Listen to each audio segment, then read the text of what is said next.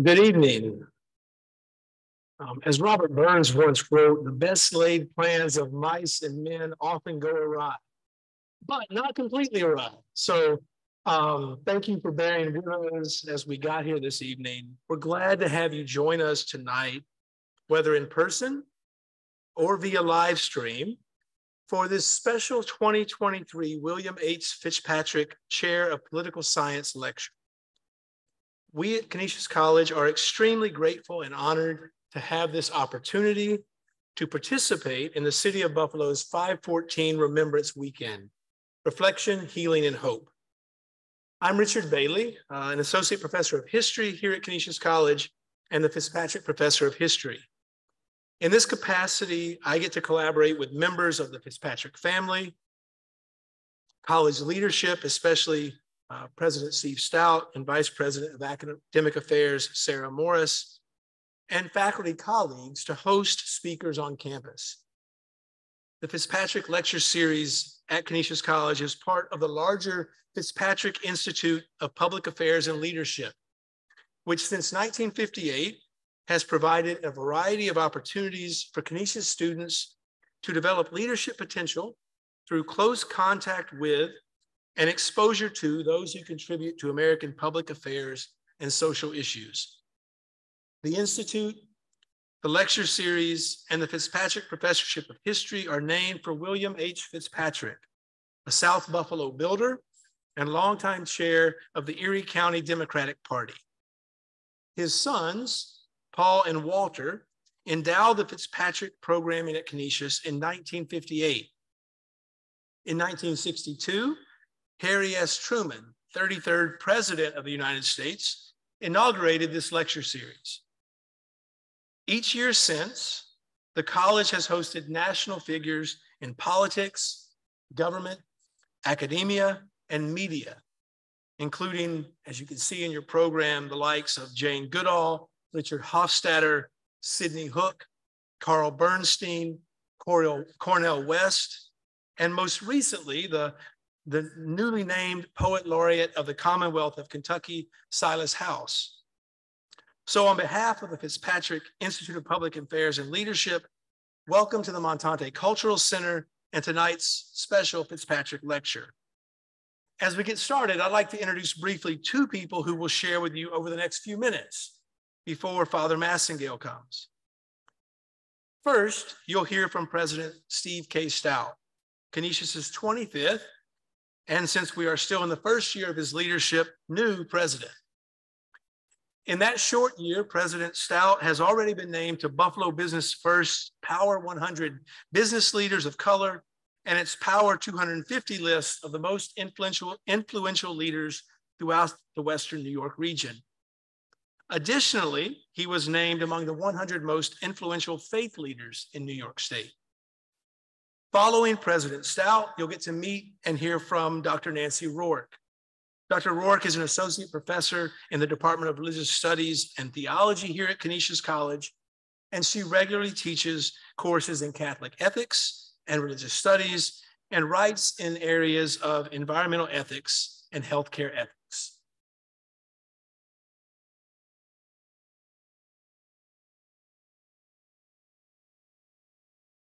Thank you so much, Dr. Bailey. Good evening, everyone. And welcome to the Montante Cultural Center at Canisius College, soon to be Canisius University. So I will not be long, but as our faculty, staff, and students know, whenever I get behind a podium, have control of a microphone, I always start with an attitude of gratitude. And so thank you to Father Massingale for agreeing to join us for this important conversation. This important moment in the life of this institution, but also the city. Thank you to all of you who have joined us this evening to engage in this conversation, this incredibly important dialogue. On a weekend and a moment I wish we did not have to commemorate.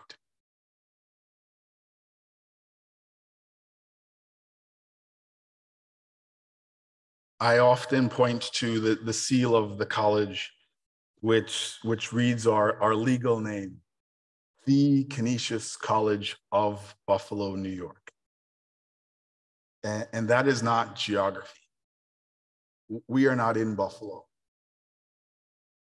We are part of Buffalo.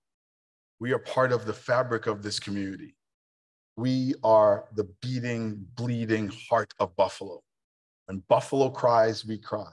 When Buffalo bleeds, we bleed. And as a Jesuit university, we come here in an almost 500-year tradition of action. St. Ignatius Loyola wrote, the founder of the Jesuit wrote in the Spiritual Exercises, love ought to manifest itself more in deed than in word. We must act. Everyone who loves Canisius, all of our students, our faculty, our staff, we must do. We will not and cannot accept that this is our faith. This is not what we are meant to be. We will not accept this world where any human being can inflict this pain, this hurt. And to all those who would sit idly by and do nothing, we are coming. We do not accept it. And Canisius College will not accept it, because this is where leaders are made. And the young people who walk through these doors will go out into the world and literally set it on fire. Thank you so much.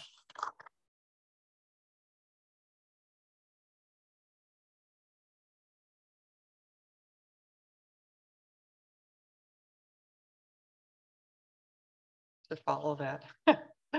Evening, everybody. My name is Nancy Rourke. I'm Associate Professor of Religious Studies and Theology here at Canisius College, and I am really honored and grateful to add my welcome, also in gratitude, for this place where we are gathered, which is the traditional and current land of the Seneca Nation of the Haudenosaunee. Reverend Dr. Bryan Massingale holds the James and Nancy Buckman Chair in Applied Christian Ethics at Fordham University. It's another Jesuit college. And is Senior Fellow at Fordham Center for Ethics Education, where he teaches courses in Catholic social thought, African American religious ethics, sexual ethics, and racial justice. Father Massingale has authored 2 books so far, and more than 170 articles and book chapters, some of which have been the focus of class assignments and informal reading groups among employees here at Canisius College. His advice is sought by the U.S. Conference of Catholic Bishops, the National Black Catholic Congress, Catholic Charities USA, the Catholic Health Association, and the National Catholic AIDS Network. He is also an award-winning contributor to media outlets, including U.S. Catholic, Commonweal, America Magazine, and the National Catholic Reporter, National Public Radio, ABC News, PBS NewsHour, and the Associated Press. More broadly, Dr. Massingale is, in his own words, quote, a faith activist for racial justice, end quote, a public theologian who speaks for the benefit of a religiously diverse nation. His work offers us, again, in his own words, quote, the motivation, inspiration, and challenge to address pressing social issues by accessing the non-rational sources, the fears, anxieties, aspirations, and imagination that fuel social callousness and social transformation. His legacy is one of advocacy and faithful justice for LGBTQ plus Catholics and for Black thought and action in Catholicism. So let's settle in and now listen as Father Massingale helps us to refresh and renew our spirits, our minds, and our action as he speaks on lament, dreams, and the work of justice. Will you please help me welcome Father Bryan Massingale?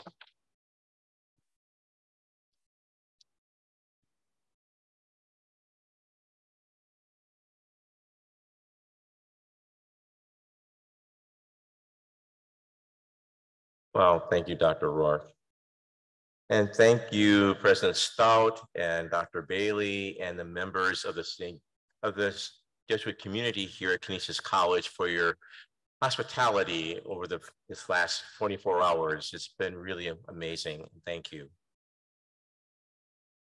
Lament, dreams, and the work of justice. I begin with this poem by Langston Hughes.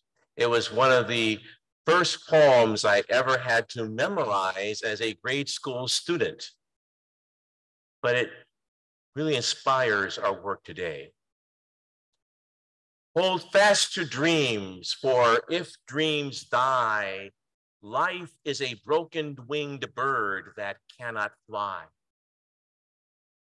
Hold fast to dreams, for if dreams go, life is a barren field frozen with snow. It's a privilege to be with you today on this Remembrance Weekend in Buffalo rather.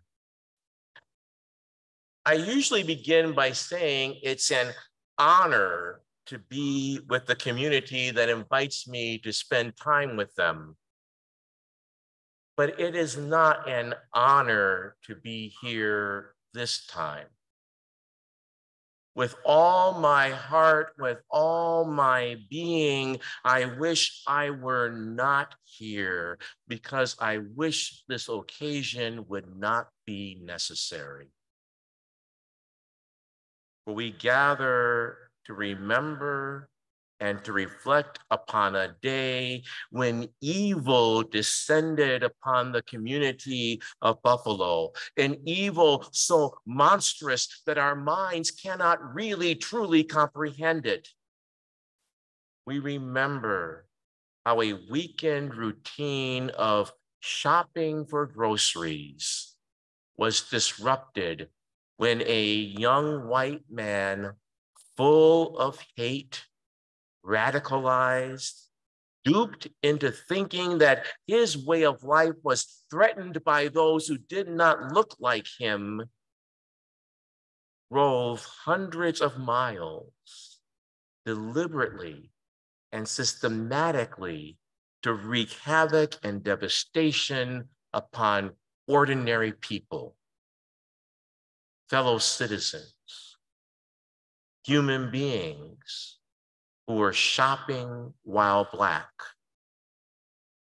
10 lives were sacrificed for a delusion of privilege and a fallacy of power. 13 lives were violently assaulted by a supremacist rage.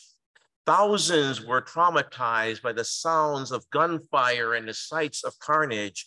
Millions across the country were stunned, shocked, saddened, and angered. It is a privilege to be with you, but it is not an honor to address a wounded community that shares the collective trauma of the entire Black community and in the sins of a nation. For the evil done here a year ago reverberated throughout the country. Speaking personally, after that terror of that Saturday afternoon, on that Sunday morning, I had to completely redo my planned homily. I struggled to find something to say to my parishioners of the Harlem parish that I celebrate Mass at. New York City's mayor had increased police presence at Black churches in the city. In the sacristy before Mass, we discussed how we need to have active shooter training in our church. At St. Charles, we often have and welcome white guests and pilgrims from around the world, but that Sunday, deep unease filled the church as an unfamiliar white man sat alone in a pew. Some of our men volunteered to sit around him, ready to intervene if needed.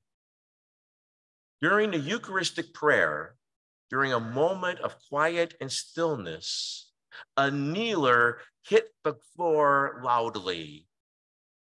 Everyone jumped, wondering if it was a gunshot. Our nerves were frayed and on edge. This was not an overreaction. The assailant was charged and convicted of hate crimes, but hate crimes is a euphemism for racial terrorism. The murderer, the perpetrator of these outrages and atrocities, intended to send a message, and the message was received. That message is that there are people in this country who deliberately, intentionally, maliciously plot to hunt and target Black people to kill them. This is about white supremacy and the fear of and disdain for Black lives. That Black bodies and Black life are an illegitimate way of being human. We see this from events from Charleston in 2015 to the murder of Ahmaud Arbery in 2020, and in so many, many, many other incidences since then. A poll conducted after the shootings here in Buffalo by the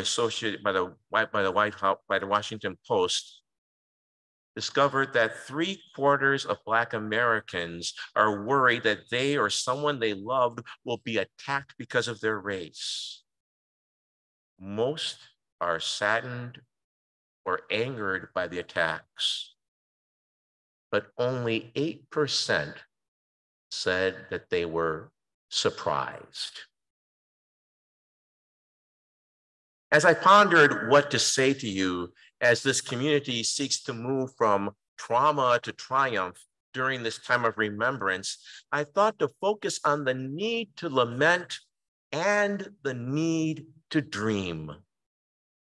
Lamentation and dreaming are both essential for the work of justice.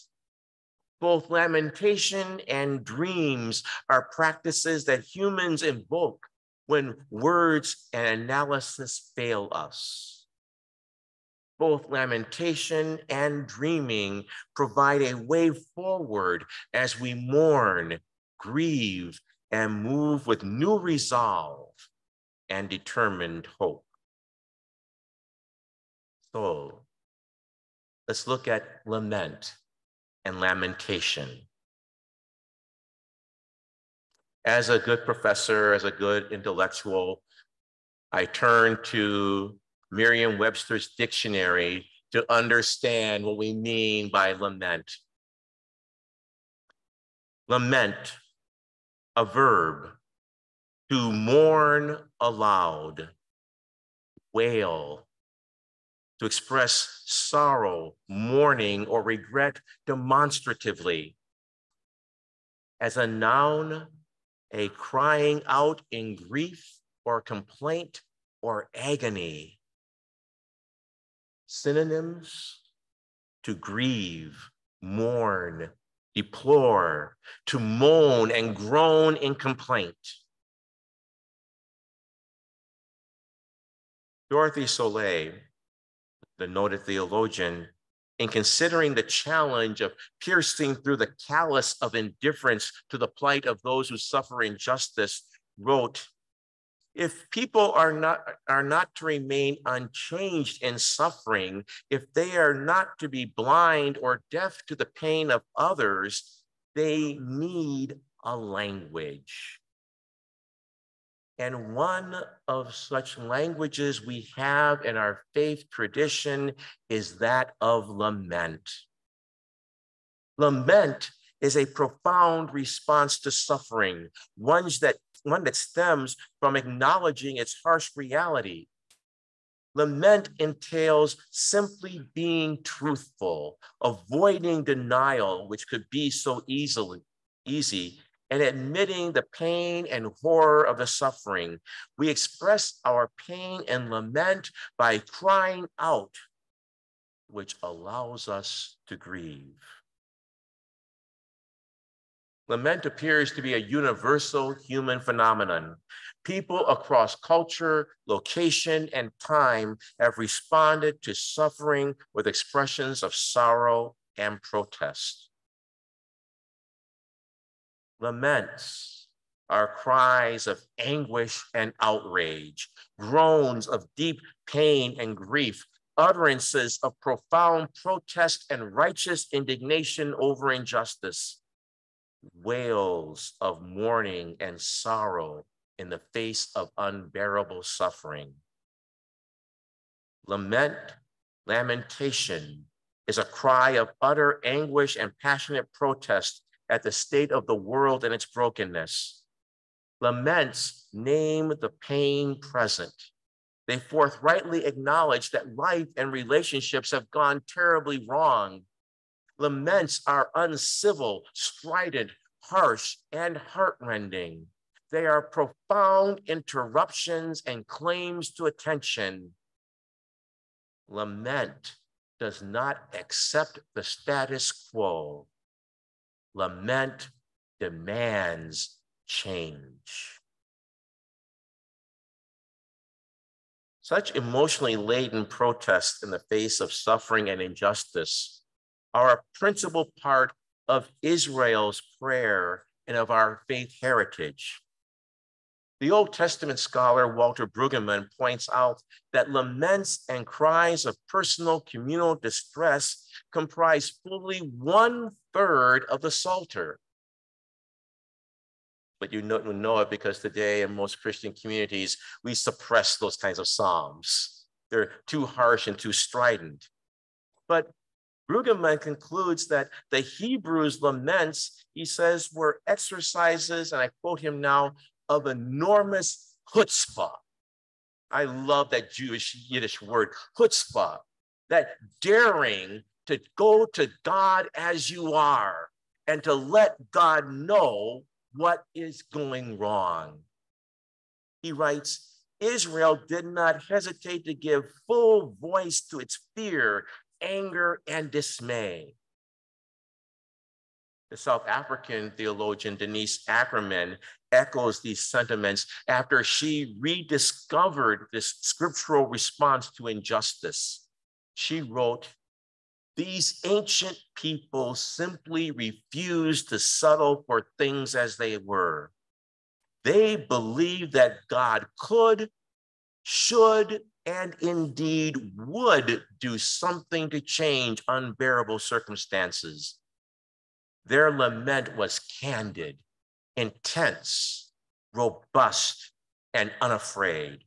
They complained, mourned, wept, chanted dirges, and cursed. They assailed the ears of God, believing they could wring the hand of God and insist that their petitions be taken seriously." That's lament, an important part of our faith tradition that we need to retrieve for moments, for times like these. But they are strident. They're not polite. They are full of anger. A Pew Research Center survey from April of this year showed that 32% of the Black adults worried every day or almost every day that they might be threatened or attacked because of their race or ethnicity. That 32% compares to 21% of Asian Americans, 14% of Hispanics, and only 4% of whites. One resident of Buffalo, after the murders of last year, was quoted as saying, "I'm effing angry." There is a normalization of violence against us. It prevents us from valuing our own individual lives.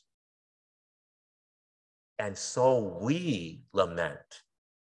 We mourn the 10 lives lost and the thousands shattered and the millions traumatized, but we also protest the normalization of violence against us. We declare this is not right. This is not just. This is not the way things should be.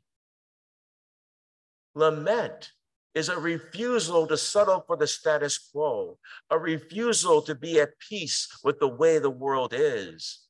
Lament is a strident rejection of complacency, and lamentation demands of bystanders, you will not remain complacent with how things are. I refuse to let you be numb to what is going on. You will witness to my distress, my outrage, and my pain, and you will respond and answer.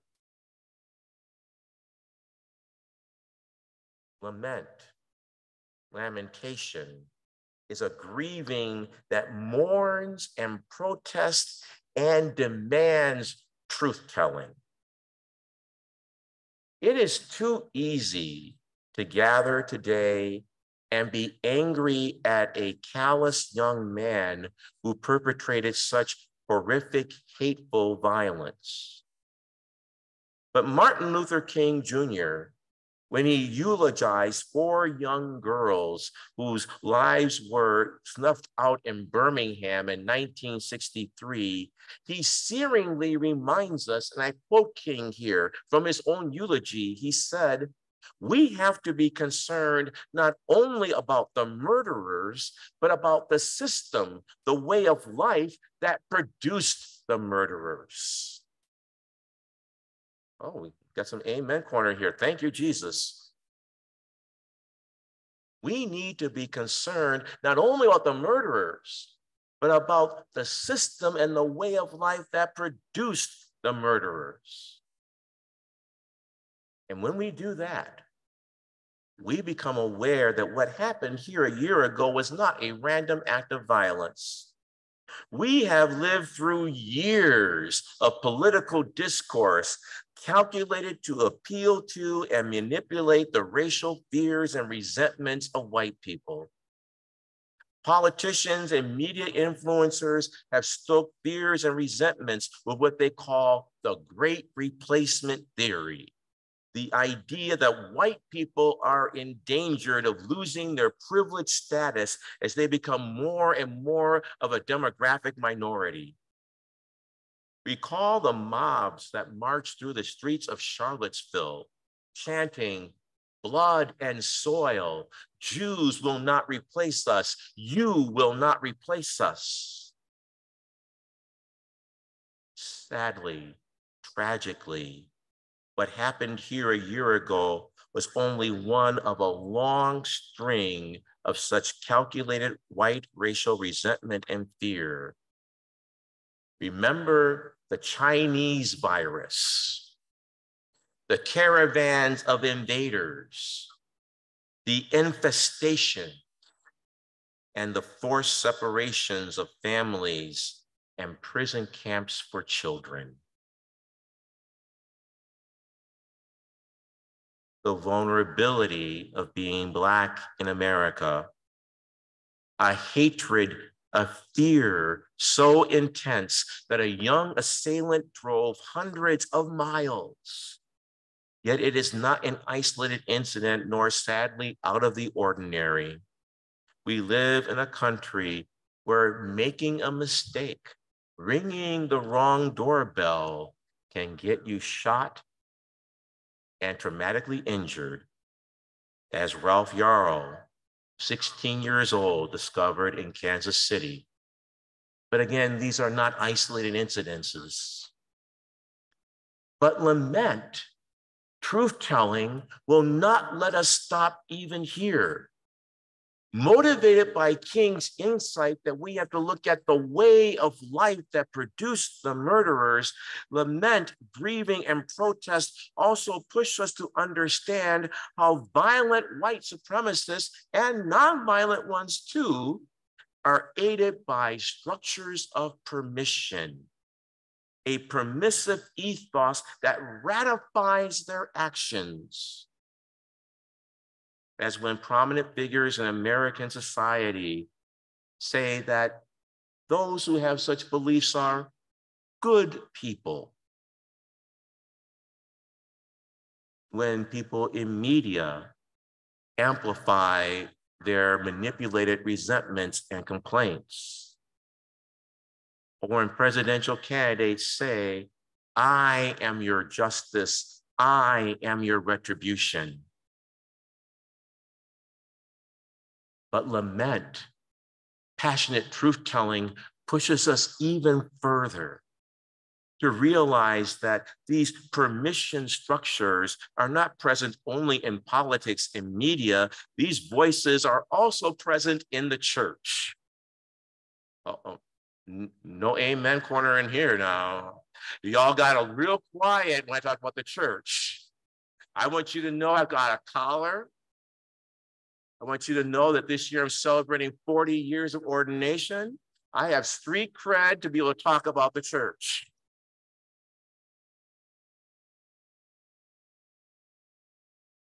The ideology of white Christian nationalism ascendant in our nation declares that America was meant to be a land where the descendants of Europe could realize their hopes.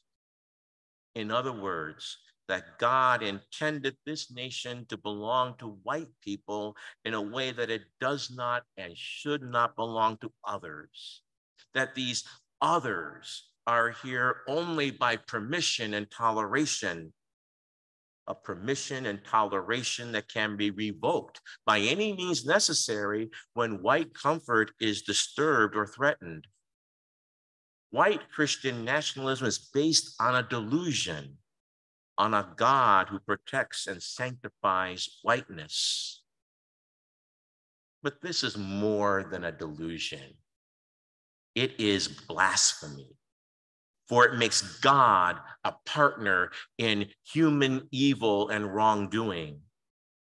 This God is a false God, an idol, a human construct made to justify exclusion and injustice.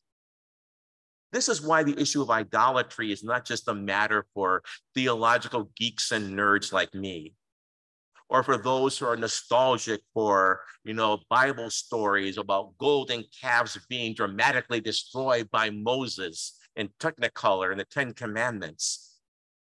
No. The theologian Gustavo Gutierrez reminds us that idols are murderous gods. Idols demand sacrifices. The 10 Black lives were snatched away too soon, who died before their time, were sacrifices for the religion of white Christian nationalism, sacrifices to the God that says that white is a superior way of being. We must lament, grieve, and mourn their loss.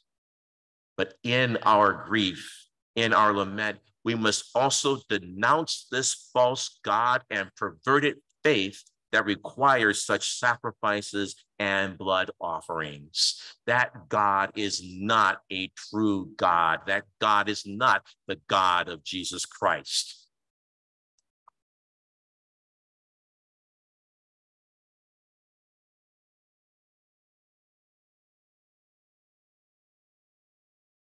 But we must now lament and grieve, not only for the fallen, the sacrificed, the 10, we must also grieve for ourselves as a city, as a country, as a church. We have to lament who we have become a city, a country, a church that has engaged or tolerated the evil of white supremacy and its false religion with all too often permissive silence. A church, a city, a country specifically that has been a bystander, an accomplice to the horror of white supremacy. Thomas Aquinas, I know I'm on a Jesuit campus, but I quote Thomas Aquinas because you can never get in trouble as a Catholic by quoting Thomas Aquinas. Thomas Aquinas, a giant of Christian theology, taught that we become accomplices in another's evil by, quote, by silence, by not preventing, by not denouncing. And so often we have failed to connect the dots, to see the connections between racist political rhetoric, the neglect of urban neighborhoods, and the eruption of supremacist violence. We have failed to connect the dots between the infringement of voting rights, political gerrymandering, the erasure of honest American history from our schools, our libraries, and our textbooks, and the evil of supremacist violence. And to bring it close to home, we have failed in my Catholic tradition to heed the call of Pope John Paul II, who summoned us to be unconditionally pro-life. A summons that he said demanded the eradication of racism. In my Catholic tradition, we have failed to listen to Pope Francis, who declared we cannot tolerate or turn a blind eye to racism and exclusion in any form, and yet claim to defend the sacredness of every human right. In my Catholic tradition, we have made abortion the preeminent issue, despite the fact that no pope has ever used that phrase. And we've used it to ignore and even shield those who express blatant bigotry and cruel indifference. And in this, we have become accomplices to what happened in Buffalo and what is happening around the nation. We need, therefore, to lament not only what befell them, but what has become of us. We lament because we as a city, as a country, as a church, have failed them. Lament then transforms bystanders into witnesses. It challenges us to join them in the protest. It challenges us to become so aggrieved, that is to join in the grief. Lament pierces the social callousness that keeps us numbed to what is so obvious to others, to see and to hear the world in disturbing ways that shake our awareness and our comfort. And thus lament becomes a prelude to action, to change, to unsettling, or to at least questioning what in the hell is going on and why. And to reject the comforting, legitimating answers that once may have quieted us and soothed us. And to reject false hopes and empty words that are divorced from the need to change. That's lament. And yet, still we dream. We dream. I have long been taken with the power of the human imagination, especially the imagination of the despised, disdained, and stigmatized. I am inspired by despite all that we have been through and still endure, yet people still dream of new worlds. We persist in the hope that reality not only should, but will be other than it is. And so I want to conclude tonight by reflecting upon dreaming while Black.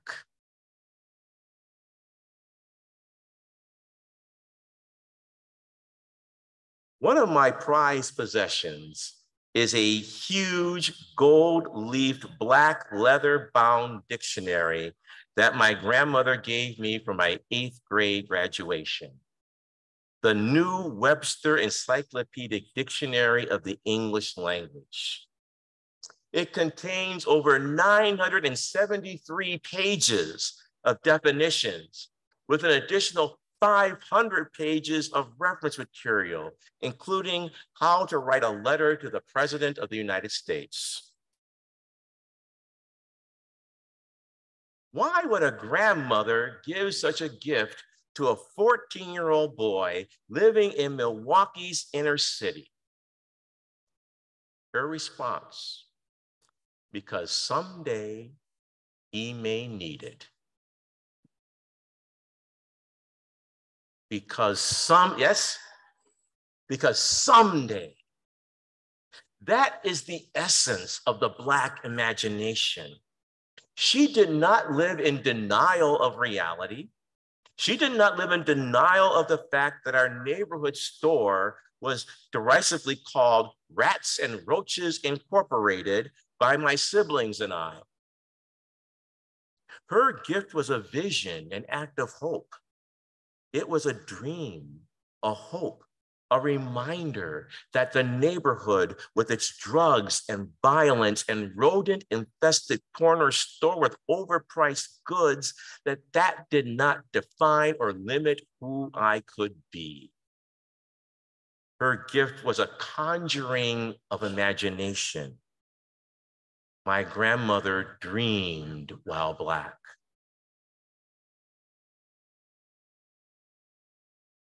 60 years ago, a young Black minister addressed what then was the largest assembly of civil rights protesters in the nation's history.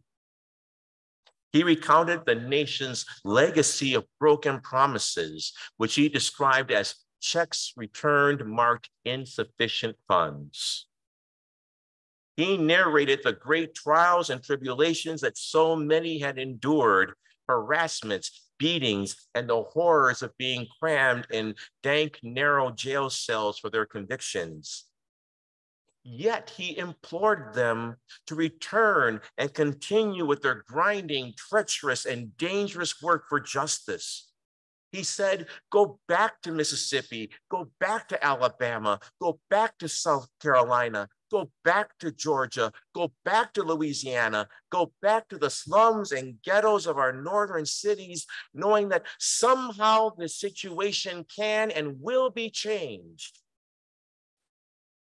And then, at the urging of Mahalia Jackson, he shared a dream, a litany of inspirational vision of what one day will be because of what they dared to do now. Martin Luther King Jr. dreamed while Black. Now, in our technical Western culture with our overly rational educational systems, we tend to disparage songs and poetry and dreams as being impractical. We dismiss them as distractions, as illusions, even as derelictions of duty and abdications of responsibility. But I want to say to you tonight, no. Dreams are what propelled people to do outrageous and dangerous things for the sake of justice. We gather this weekend to speak of moving forward in love and justice. The Black historian and social critic, Robin D.G. Kelley, is correct when he observes, and I quote, "The catalyst for political engagement has never been misery, poverty, and oppression, but the promise of creating a new world." He continues, "Dreaming means creating spaces for collectively imagining alternatives and then planning to bring them to fruition. Or as he says more poetically, Dreaming is envisioning somewhere in advance of nowhere. It's envisioning a world that does not yet exist, but must one day come to be. Dreaming and imagination express subversive agency, and both terms are important. Social movement imagination, and Black imagination in particular, has an inherently subversive quality. Black imagination and dreaming express dissatisfaction with, even alienation from, dehumanizing and oppressive circumstances. By dreaming alternatives to the familiar, imaginative communities of the stigmatized expose and exceed the limits imposed upon them. Indeed, the act of dreaming, the act of imagination, already creates the alternative for which we long. Dreaming is the first essential step to creating a new and just order. Black dreams and Black dreaming are not fantasy or escape. They're not illusions or delusions. Black life is and never has been easy. In the Black national anthem, Lift Every Voice and Sing, in the second verse, we sing, stony the road we trod, bitter the chastening rod, felt in the days when hope unborn had died. When hope unborn had died. It can't be more bleak than that.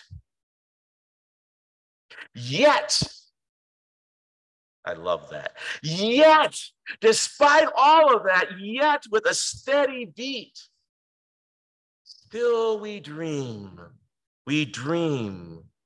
Here we see the power of Black imagination asserting the possibility of freedom and liberation, regardless of the forces of anti-Blackness that constantly seek to suppress Black lives.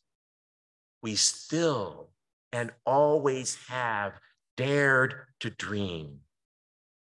Dreaming asserts a refusal to be confined to the options given to us. Dreaming is a strong declaration of none of the above. As a professor, I love creating multiple choice exams that have that, and students hate that option. Dreaming is a strong assertion of none of the above. In dreaming, we refuse to live within the limits of the status quo. We transcend the horizon of our immediacy. We imagine an alternative, a new way of being that can, if nurtured, make us transformative agents of and for a new creation. And so we dream. We dream inspired by our faith. We dream in the words of Jesus, peace is my gift to you. Peace. He most likely used the Hebrew word shalom, which means so much more than peace. It means wholeness, fulfillment, a world where no one lacks for what they need for abundant life. A world where no one lacks because of race, color, creed, accent, language, or because of who they love or how they love and how they seek for love. And we still dream. We dream Ignatian dreams. I'm not a Jesuit, but we're here at Canisius. I teach at Fordham. Before that, I taught at Marquette. The Jesuits signed my paycheck. For that, I'm grateful. But even more, we dream in Ignatian language because that Ignatian language gives us a powerful way to go forward. I was privileged to make the 30-day retreat of St. Ignatius. It's an intense period of prayer over 4 weeks. The title of the 4th week of the exercises is The Contemplation to Attain God's Way of Knowing.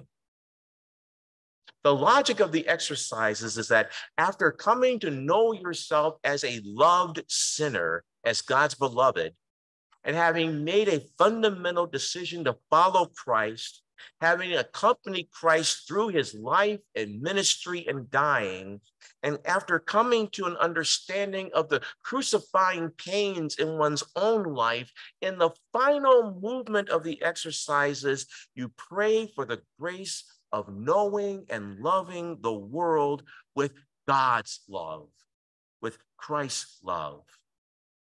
Ignatian spirituality summons us to see the world as Christ sees it, to love ourselves as God loves us, to love each other as God loves us, to see and to love the other as Christ does. And that's why we must refuse the lies put forth by white supremacy. We need to pray for the grace to see and love ourselves, our world, and each other as Christ knows and loves us. The grace to dream God's dream for us, to co-create with God a new future, to dream and then to go forth and to set the world on fire. That's a dream. What keeps me dreaming while Black, even when I'm tempted to accept a pessimistic interpretation of reality, is the memory of my grandmother. Once while I was in a conversation with my spiritual director, I poured out my anger and frustration at the futility of working for racial and sexual justice in a Catholic church that seems impervious to any appeal or change. I remember being loud and angry and saying, why in the hell should I keep doing what I'm doing when it seems to make no difference? She listened patiently and compassionately. And at the end of my tirade, she asked, where would you be if your grandparents thought the way you do?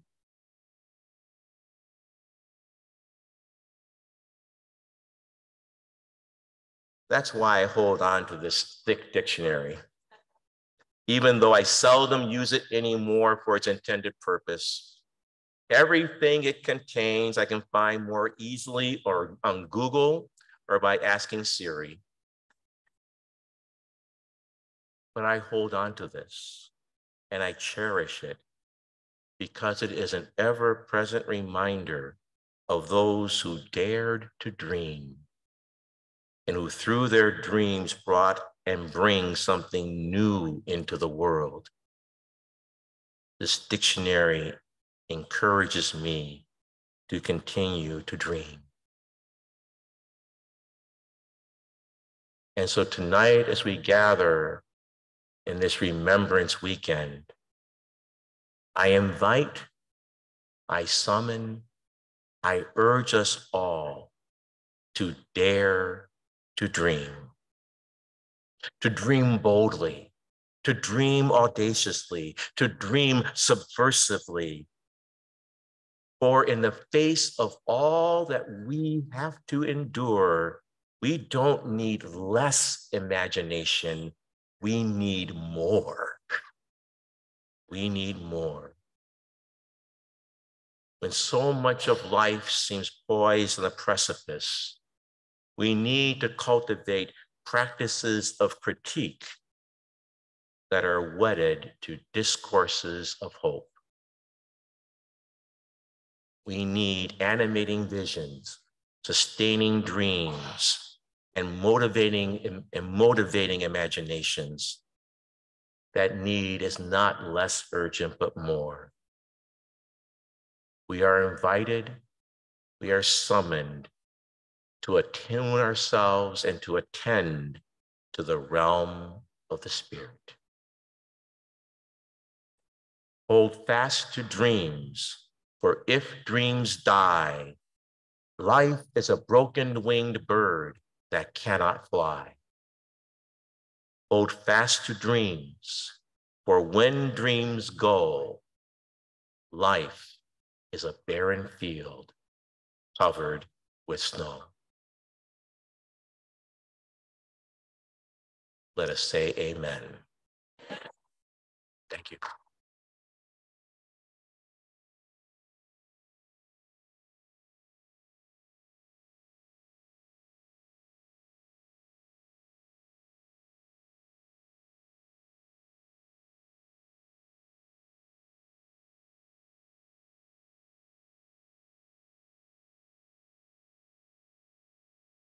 Like Dr. Rourke, I think I'm going to say, how do you follow that? Thankfully, I don't have to follow it with much.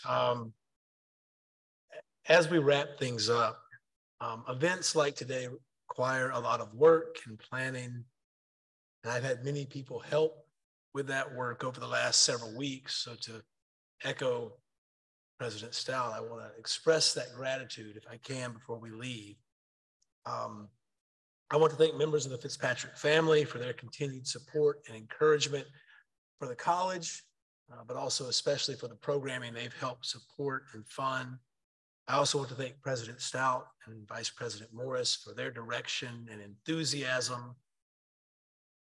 The staffs of the offices of President Stout, Academic Affairs, Marketing, Communications, Event Services have been especially helpful, fielding my questions via email and phone in really helpful ways.